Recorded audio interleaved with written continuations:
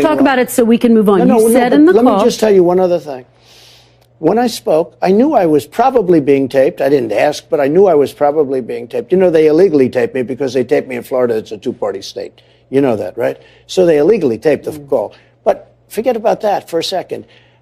I knew that there were many lawyers on the phone from the other side. There were many people. There were many people on the phone. When I told them, I said the election was rigged. I said all sorts of things about the election, and which I believe it 100%. They told you it wasn't. No, I have all the facts. Look, I have all the facts.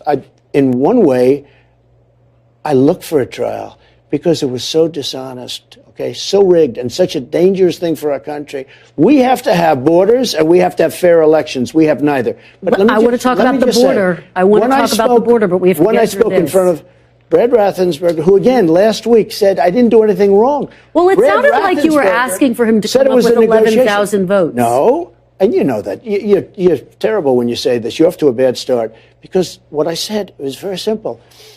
I got cheated in this election. He told you and didn't. All I need is like 11,000, whatever the number was. Brad Raffensperger, who's a Republican, said you didn't get cheated. Well, he said that, but we have to go and see. You know, there's some court cases out there. We want to go into Fulton County, and we want to see the real votes.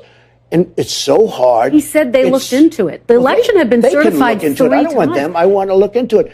I would say that if we got access to the votes, which we're close to getting in court, as you know, if we got access to those votes, if we look in, you will find numbers that you wouldn't believe. More importantly, though, let me just say this. I want to get through this, Mr. President. Kristen, you have to just hear me out for 1 second. Foreign policy section. We had, because you say something and then you want to go into the next subject. We had many people in the line.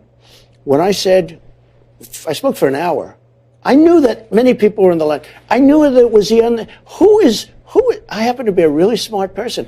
Who is going to be talking badly when I have lawyers and many other people on the line? Nobody's going to say something bad. But if it was bad, why didn't they say, sir, that was very inappropriate of you to say? Nobody said that. Nobody said, sir. It was only a long time after the call that somebody said, oh, maybe he said something wrong. They said, sir, there's no evidence. This is a hoax, just like Russia, just like Ukraine. There's a hoax. Let me tell you.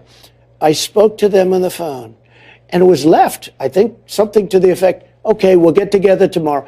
Nobody said, sir, you shouldn't speak. If I said something incorrect, one of the lawyers for the state of Georgia, which I love, one of those lawyers would have said, sir, you have to take that back. That's an inappropriate statement. The Republican Secretary of State said there was no evidence to fraud. He said he'd looked into it. The election had been certified 3 times when you made that call. A congressional delegation arrived in New York City today to assess the migrant crisis hitting the region. Lawmakers toured facilities and met with city officials to discuss the response to new arrivals.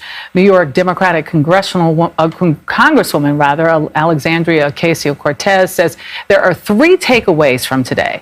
Municipalities need more federal funding, asylum seekers need their status expedited, and they need to be able to work.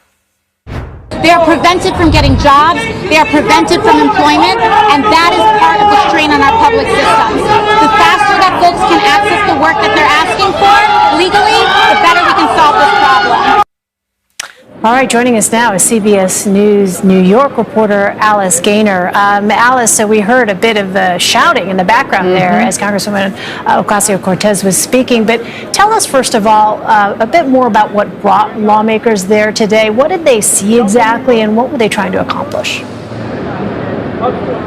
Sure. They took a tour of the Roosevelt Hotel here, and we could not bring cameras along for that tour due to privacy issues, but they came outside after and they described to us what they saw during that tour. They said they were impressed by the way agencies had set things up here for these asylum seekers.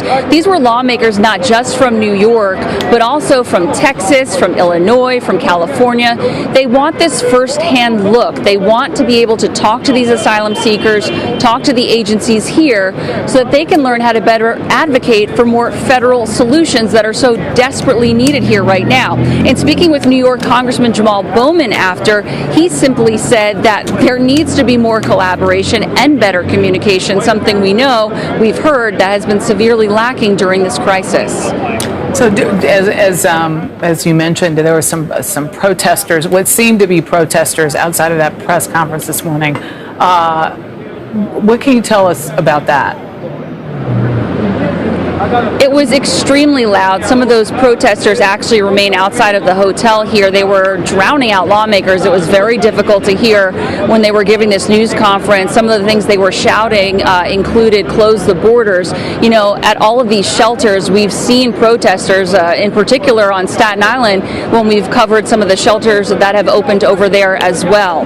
And it seemed like they actually ended the news conference a little bit early due to just how loud it was out here, but there were police officers keeping the peace.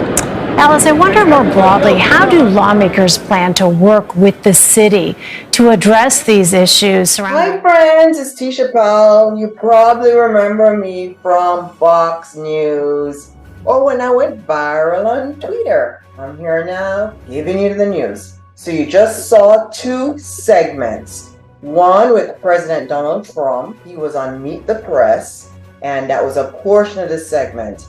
And that's one of the biggest buzz today, and we're going to talk about that. Then you saw AOC being heckled in New York. Why was AOC being heckled in New York? Well, as you know, we owe $33 trillion in the United States. And AOC wants migrants, illegal migrants, people who cross the border without permission, okay? They don't have a visa. They're coming into the United States with no permission from the federal government. They're here now. AOC is saying we need to provide for them. What AOC is not seeing, though, is how are we going to provide for illegal immigrants when we owe $33 trillion in debt?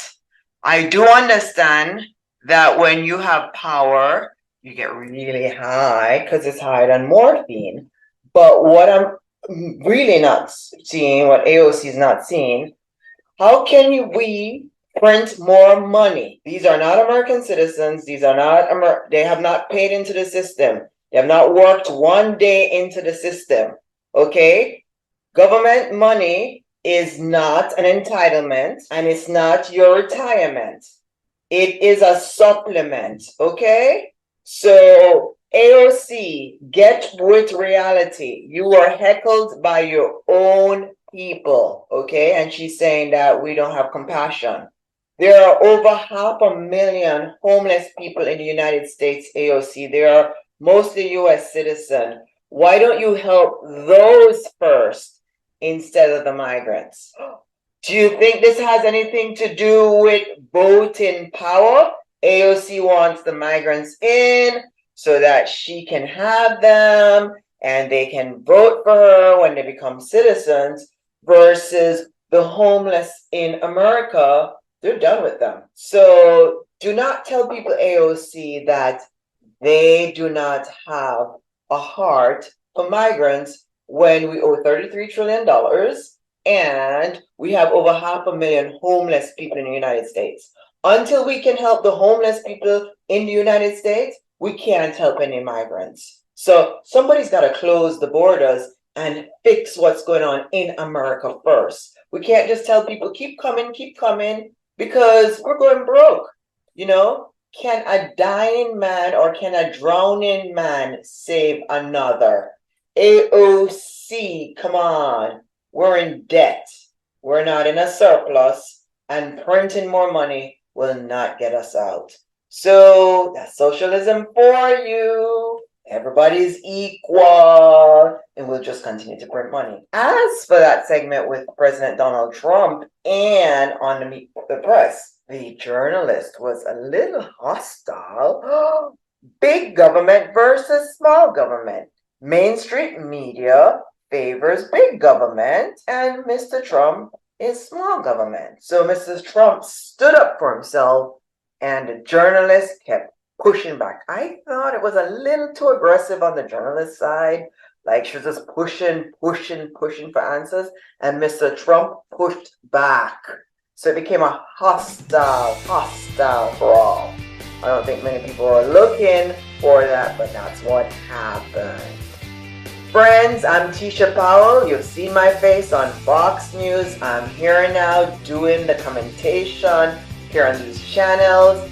Go ahead and hit that free like and that free subscribe button. It helps a lot. It shows us the shows that we need to bring to you.